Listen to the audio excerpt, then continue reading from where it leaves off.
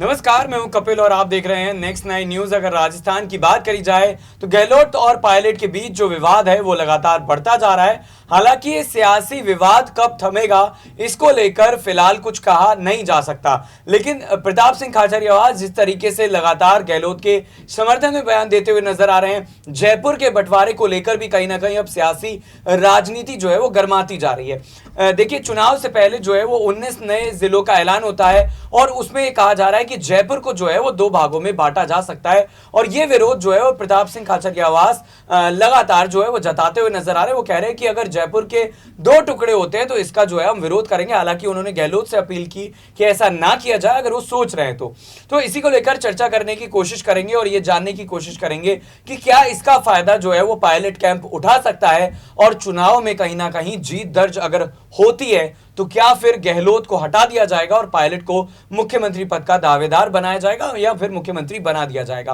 तो कशिश मेरी सहयोगी मेरे साथ है। कशिश, सीधा आपसे सवाल रहेगा कि प्रताप सिंह खाचरियावास जो है वो लगातार इस बात का विरोध जताते हुए नजर आ रहे हैं कि जयपुर के जो है वो 2 टुकड़े क्यों किए जा रहे हैं। हो सकता है कि इसके सियासी मायने हो, लेकिन आपको क्या लगता है कि वाकई में गहलोत जो है वो इस हद तक गिर गए कि वो अपने फायदे के लिए अब जयपुर को तोड़ने के लिए जो है वो मजबूर हो गए?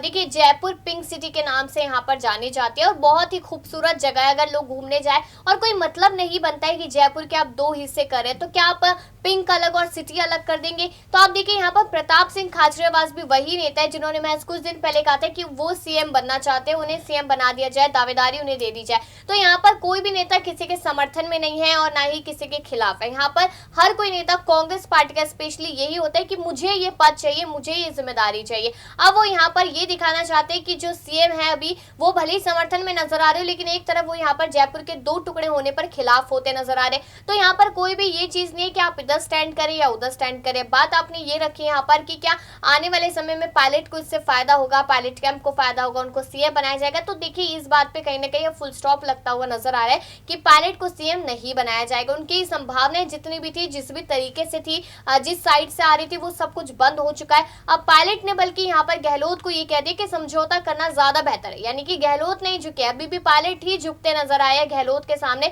क्योंकि यहाँ पर पायलट समझ चुके कि मैं सीएम तो नहीं बन पाऊंगा, लेकिन हाँ, अगर मैं कोशिश करूंगा तो कांग्रेस पार्टी की रिपीटेशन जरूर करा सकता हूँ राजस्थान में। तो उन्होंने अब वही ठान लिया है। उनके समर्थक भी थोड़े से शांत बैठे। बस यहाँ पर जो मुद्दा है पायलट की तरफ से, वो मुद्दा है जिन 3 नेताओं पर, 3 मंत्रियों पर कार्रवाई को लेकर उनके समर्थक भी बस यही बात दोहरा रहे हैं मल्लिकार्जुन खड़गे के सामने कि आप उन पर कार्रवाई कर दीजिए ताकि अगली बार इस तरीके का जो भी बर्ताव है सोनिया गांधी के खिलाफ या किसी और भी नेता के खिलाफ वो ना किया जाए। बिल्कुल। तो क्या ये माना जाए कि सचिन पायलट जो है अब मुख्यमंत्री पद को लेकर मांग नहीं करेंगे या ना उनके विधायक करेंगे, बल्कि पायलट इसको लेकर इस मुद्दे को उठा रहे हैं और वो ये सोच रहे हैं कि अगर 3 मंत्रियों के ऊपर या फिर 81 विधायकों पर कोई फैसला आ जाता है तो शायद पायलट इसी को अपनी जीत के तौर पर देख रहे हैं? बिल्कुल माना जा सकता है इस बात को, क्योंकि अब वो समझ चुके हैं कि वो सीएम नहीं बन पाएंगे। तो उसी चीज को अगर वो बार बार रिपीट करेंगे तो कोई फायदा नहीं है। आपको याद होगा संजय सिंह का वो बयान, जब वो राजस्थान पहुंचे थे तो उन्होंने कहा था कि जहर का घूंट क्यों पीना है इतना, और आपका अगर यहाँ पर अगर आम आदमी पार्टी में आना है तो वो आ सकते, दरवाजे खुले। और यही बात सतीश पुनिया ने भी एक समय बीजेपी पार्टी के लिए कही थी कि वहां के किवाड़ खुले, अगर आना है तो आ सकते हैं, कोई भी नेता आ सकता है। तो सचिन पायलट के पास ऑप्शंस कम नहीं है।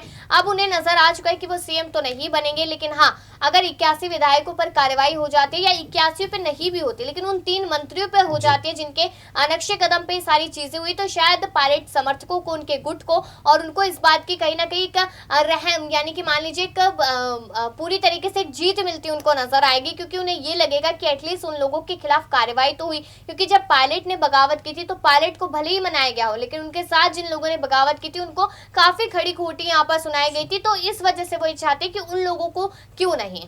बिल्कुल, राजस्थान में इस साल के अंत में चुनाव है और ओबीसी जाति को लेकर लगातार जो है वो राजनीति हो रही है। देखिए, राहुल गांधी ने एक बयान दिया था कर्नाटका में जिसमें कहा गया था कि मोदी नाम के लोग जो है वो चोर के होते हैं। इस तरह की बातें जो है वो सुनने को मिली थी। हालांकि वो राजनीति जो है वो अब काफी आगे बढ़ चुकी है, सदस्यता राहुल गांधी की रद्द हो चुकी है, कांग्रेस आक्रामक है और इसी को लेकर जो है वो ये सवाल किया गया था कि सतीश पुनिया को प्रदेश अध्यक्ष के पद से हटाया गया। सीपी जोशी जो बीजेपी के एक नेता हैं, उन्हें ये पद दे दिया गया। तो आपको क्या लगता है कि बीजेपी भी कहीं ना कहीं अब अंदरूनी तौर पर ये कोशिश कर रही है कि कैसे जो है वो पार्टी को जीत मिले, क्योंकि सतीश पूनिया को हटाना कहीं ना कहीं ये इशारा है कि बीजेपी भी बड़ा फेरबदल कर सकती है। बिल्कुल कर सकते हैं, क्योंकि आप देखिए कि बीजेपी की तरफ से भी सीएम की दावेदारी में कौन कौन लगा था। गजेंद्र सिंह शेखावत भी थे, सतीश पुनिया भी थे, उधर वसुंधरा राजे भी थी। तो कहीं ना कहीं इसलिए यहाँ पर ये माना जा रहा है कि बीजेपी पार्टी भी यहाँ पर, जरूरी नहीं कि बीजेपी पार्टी आसानी से यहाँ पर आ जाए, क्योंकि परंपरा चल रही है और परंपरा कोई फैक्ट नहीं है, वो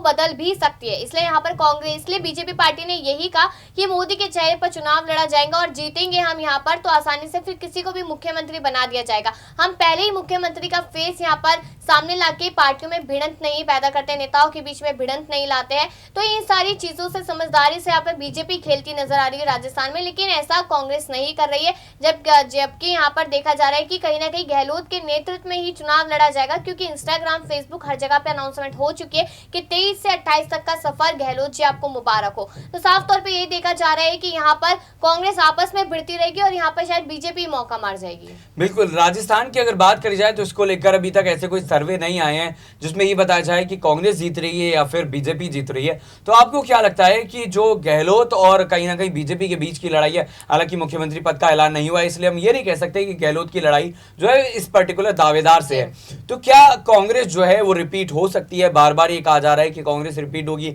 साल 2018 में तो ऐसा हुआ था, हालांकि रिपीट नहीं हुई थी, पहली बार सरकार बनी थी कई साल बाद। तो क्या इस बार पायलट जो है वो एक बार फिर से सरकार बनवा पाएंगे कांग्रेस? देखिए, अगर वो अपनी सारी जो भी गिले शिकवे उनके मन में है यहाँ पर गहलोत को लेकर और नेताओं को लेकर भी, अगर वो भूल जाते हैं, तो यहाँ पर वो पार्टी रिपीट कराने के लिए हर हद पार करने के लिए तैयार है। क्योंकि आप देखिए कि उन्हें जहां भी भेजा जाता है, जो भी जिम्मेदारी उन्हें दी जाती है, वो बखूबी निभाते नजर आते हैं। उन्हें यूपी भेजा गया, उन्हें हिमाचल भेजा गया और शायद हो सकता है उन्हें कर्नाटक भी भेजा जाए, और राजस्थान तो उनका खुद का राज्य, तो वहां पर क्यों नहीं वो बेहतर प्रदर्शन करते नजर आएंगे। क्योंकि यही कहा जाएगा, अगर हार जाती है कांग्रेस पार्टी की पायलट की वजह से हारी है, पायलट ने अंदरूनी कुछ किया होगा, तो वो नहीं चाहती कि उन पर इस तरीके के इल्जाम लगे। बिल्कुल, पायलट नहीं चाहेंगे कि उनके ऊपर ये इल्जाम लगे कि उनकी वजह से पार्टी हारी है। लेकिन अब ये एक बड़ा सवाल खड़ा होता है कि अगर समझौते को लेकर सचिन पायलट राजी हो गए हैं, तो क्या अब वो डिप्टी सीएम का पद संभालेंगे जो उन्होंने कई साल पहले छोड़ दिया था? देखिए, ये 50-50 वाली बात है यहाँ पर कि ऐसा हो भी सकता है और नहीं भी हो सकता है। ऐसा इसलिए हो सकता है क्योंकि जरूरी नहीं कि आप सीएम बनकर ही जनता के लिए काम करें, जनता के बीच में जाए। आप डिप्टी सीएम बनकर भी काम कर सकते हैं, जिसका सबसे बड़ा एग्जांपल मैं दिल्ली के जो डिप्टी सीएम थे, पूर्व डिप्टी सीएम यहाँ पर मनीष सिसोदिया को लेकर देना चाहूंगी। क्योंकि यहाँ पर अगर देखा जाए, वो डिप्टी सीएम भी थे, वो यहाँ पर शिक्षा मंत्री भी थे, तो उन्होंने यहाँ पर जनता के लिए काम किया, उन्होंने बच्चों के लिए काम किया। तो अगर पायलट चाहते हैं तो वो ऐसे काम कर सकते हैं जनता के लिए, जरूरी नहीं कि सीएम पद पर रहकर ही काम किया जाए। और 50% जो दूसरी बात है, शायद वो इस बात के लिए भी राजी ना होते नजर आए, वो एक विधायक के विधायक ही रह जाए, उन्हें ये लगे कि मैं अभी भी विधायक के तौर पर ही काम करता हूं और आने वाले समय में देखा जाएगा कि सीएम बनूंगा या नहीं।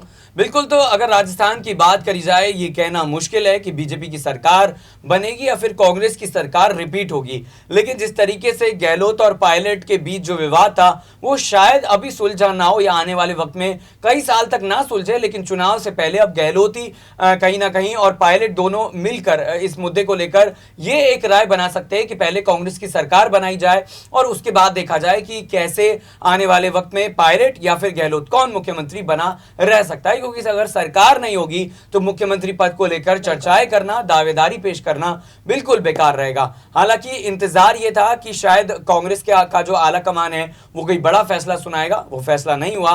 और जयपुर को लेकर अब जो राजनीति शुरू हुई है, क्या वो सियासी फायदे के लिए है या फिर वाकई में जो जनता की भलाई है वो इसी में है कि जयपुर के दो टुकड़े कर दिए जाएं? प्रताप सिंह खाचरियावास ने कहा था, एक बार फिर से मैं आपको रिपीट करके बता देता हूं, कि उत्तरी जयपुर और दक्षिणी जयपुर नाम सुनकर ही बेकार लग रहा है। तो मैं ऐसा नहीं चाहूंगा कि जयपुर के दो टुकड़े किए जाएं। और हमेशा जब जब चुनाव आते हैं तो राज्य का बंटवारा, शहरों का बंटवारा, ये तमाम चीजें देखने और सुनने को मिलती हैं। तो आप अपनी राय जरूर बताइएगा कि क्या जयपुर के दो टुकड़े होंगे या नहीं। फिलहाल हमारी इस खास पेशकश में इतना ही। नमस्कार।